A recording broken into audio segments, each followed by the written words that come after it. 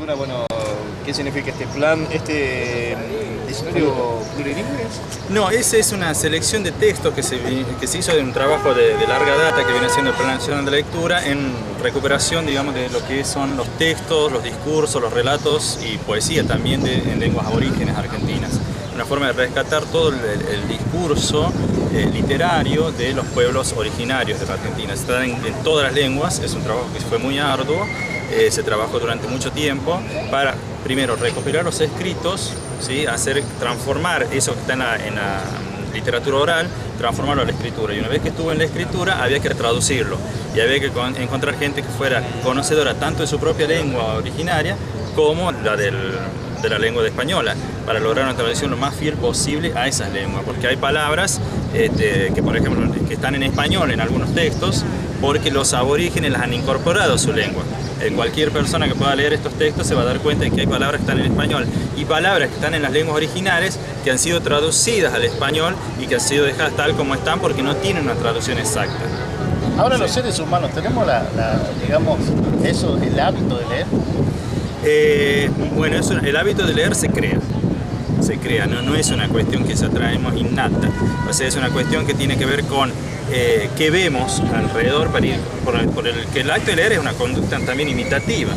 Si uno ve que los demás, que los adultos, en el caso de los niños, que es donde se crea, digamos, el hábito de leer, tienen lectura, o sea, que van leyendo, que lo vemos con libros, los niños van a ir viendo que ahí hay algo interesante, que hay algún enigma por lo menos, y quieren saber de qué se trata. A partir de eso ellos, bueno, van elaborando. ¿Esta recopilación de texto plurilingüe que hacía mención ya fue entregado en las distintas escuelas del medio? Primero que nada, esto va a llegar a las escuelas de las provincias donde tienen lenguas aborígenes en uso. Por ejemplo, nosotros tenemos una muy cercana que es Santiago del Estero, donde los hablantes de quichua son un número interesante y a los que se debe respetar como tales, porque no se les puede imponer una lengua como el español. Si bien es cierto que ellos en su comercio diario, digamos, hablando de comercio, digo, en esto de intercambiar discursos, lo hacen también en español, es necesario rescatar para vindicar que esas lenguas también forman parte del acervo cultural lingüístico de la República Argentina. ¿Tuvieron colaboración de las comunidades aborígenes? Absolutamente todas, sí, se trabajó con eso.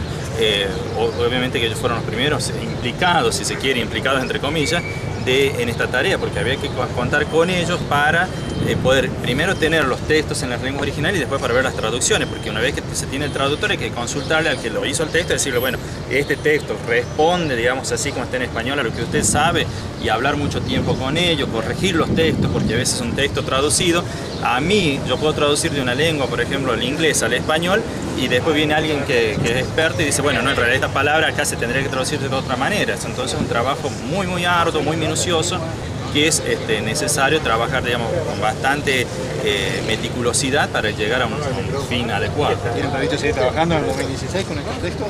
Bueno, estos textos ya van a comenzar a salir, digamos que comenzaron ahora, ya cuando las escuelas están medio llegando al fin de ciclo, digamos, de 2015. Obviamente que esto sí va a estar en 2016 trabajándose.